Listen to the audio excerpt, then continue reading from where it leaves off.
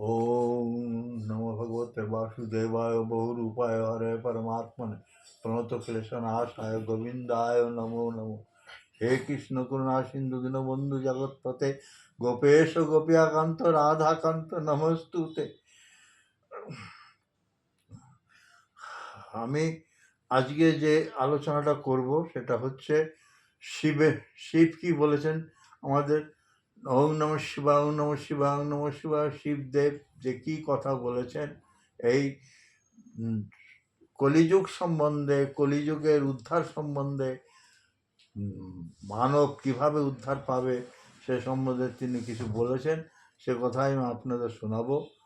তবে তার আগে দ্বাদশ মহাজনেরকে প্রণাম করে আগে প্রণাম মন্ত্রটা পড়ে নিচ্ছি। ওং নমো সাধু সাধুভ্য মহাজনেভ্য হিতাকাঙ্ক্ষিভ্য সর্বলোকানাম নমো বিধারে শারদায় নারদায় চ নমো শিবায় কুমারেভ্যশ্চ নমো মানবে কপিলায় চ প্রহ্লাদায় চ জনকায় চ নমো ভীষ্মায় কৃতান্তায় চ বলিনে চ সুখদেবায় চ। এই সুখদেবের কথা আপনাদের আগে বলেছি, তারপরে ব্রহ্মার কথা বলেছি, এবার আমি শিবের কথা বলবো। শিব কি বলেছেন এই মানব দেহকে উদ্ধার করার জন্য কলিযুগে। আগে যে সব যুগ চলে গেছে সেটা হচ্ছে সত্য, ত্রেতা, দাপর, কলি। তো সত্য গেছে, ত্রেতা গেছে, দাপরও গেছে, এখন কলিযুগ। কলিযুগেরও খুব বেশি দিন নাই, খুব অল্প দিনই আছে। তবু আপনারা হয়তো জানেন না যে কার কত বয়স, সেটা আমি আপনাদের পরে জানিয়ে দেবো।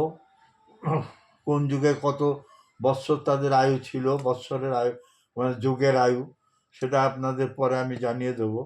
আমার কাছে সে তত্ত্ব আছে। অতএব আজকে আমি শুধু এখন শিব কি বলেছিলেন সেটা শুনুন।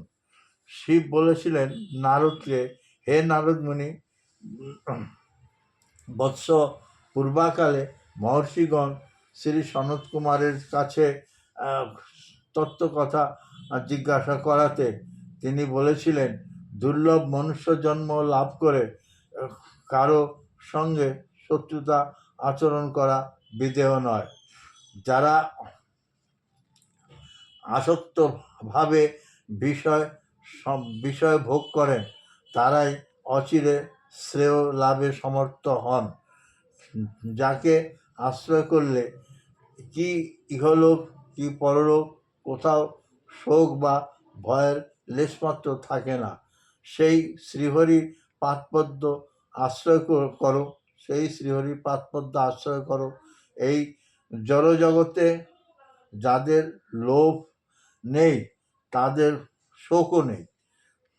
হে হে বৎস, এই জড়জগতে চতুর্দিকে দেখো, লোকেদের বড় সুখ হচ্ছে দাম্পত্য সুখ।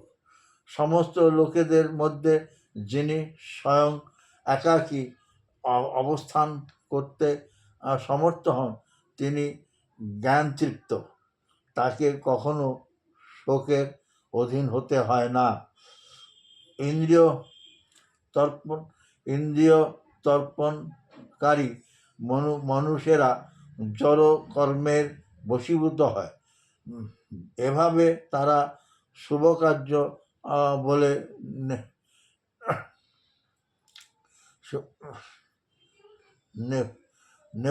দেবত্ব লাভ, শুভ কার্য বলে দেবত্ব লাভ করে।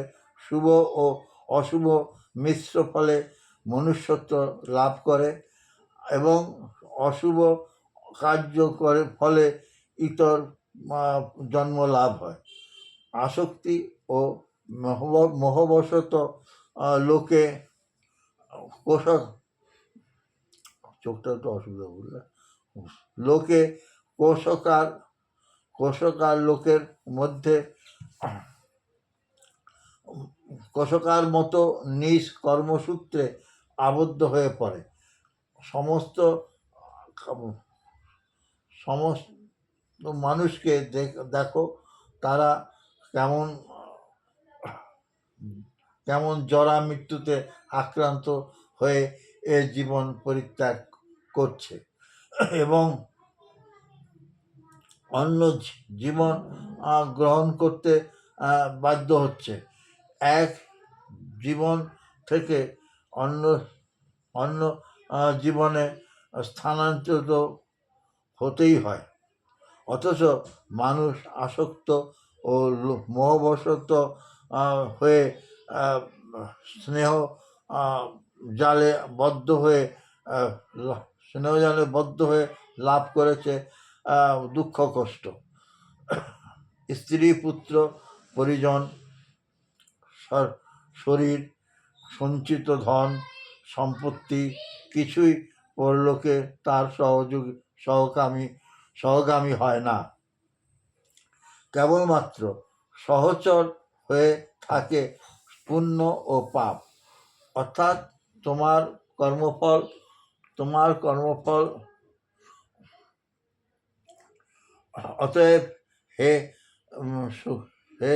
সুখদেব, মনুষ্য জীবনে দৈনন্দিন কর্মসমূহ এমনভাবে সম্পাদিত হওয়া কর্তব্য যাতে কর্মফল বদ্ধ অনর্থ লাভ না হয়ে পরমার্থ লাভ হয়।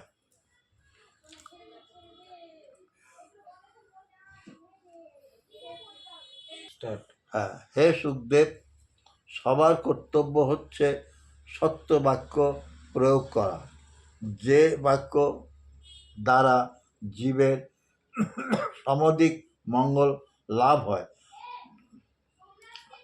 তাই সত্য বাক্য।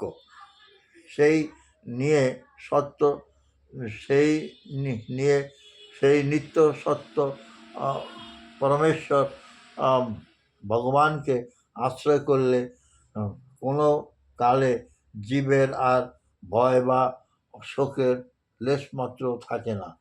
সেই শ্রীকৃষ্ণ পাদপদ্মে আশ্রয় গ্রহণ করো। ব্যাস, ছেড়ে দাও। অতএব এই যে আপনাদের পাঠ করে শোনালাম, এর তাৎপর্য হচ্ছে যে আপনারা যেখানেই যখন যেভাবেই থাকুন না কেন, শুধু কৃষ্ণ নাম স্মরণ করতে থাকুন। আপনি যে দেবতাকেই পূজা করেন না কেন, তিনিই কিন্তু সেই পূজা কিন্তু সেই কৃষ্ণই পায়। কিন্তু তথাপি কৃষ্ণ নামের গুণ আলাদা, আর অন্যান্য দেবতাদের পাদপদ্ম স্মরণ করা সেটাও আলাদা। তবে শ্রীকৃষ্ণ পাদপদ্ম স্মরণ করলে এই কলিযুগে উদ্ধার খুব সহজলভ্য। সেই জন্য আপনাদের এই কৃষ্ণ কথা শোনাচ্ছি এবং এক একজন মহাজনের যে বক্তব্য সেগুলো আমি শোনালাম।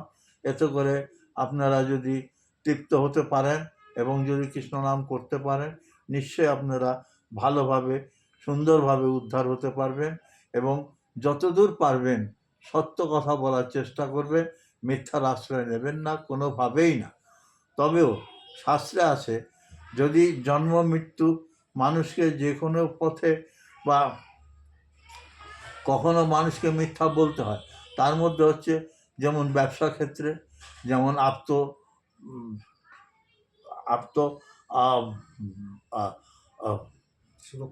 আত্মসুরক্ষার্থে এবং জীবিকা নির্বাহার্থে যদি প্রয়োজন হয় তাহলে মিথ্যা কথা বলা পাপ নয়, এবং নারীকে মনোরঞ্জনের জন্য যদি মিথ্যা কথা বলতে হয় তাতেও কোনো পাপ হয় না।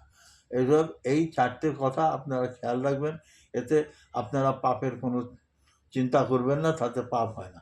আর নিজেরা নিজেকে সবসময় সত্যবাদী, সত্য কাম এবং সত্য চিন্তা ছাড়া কিছু করবেন না।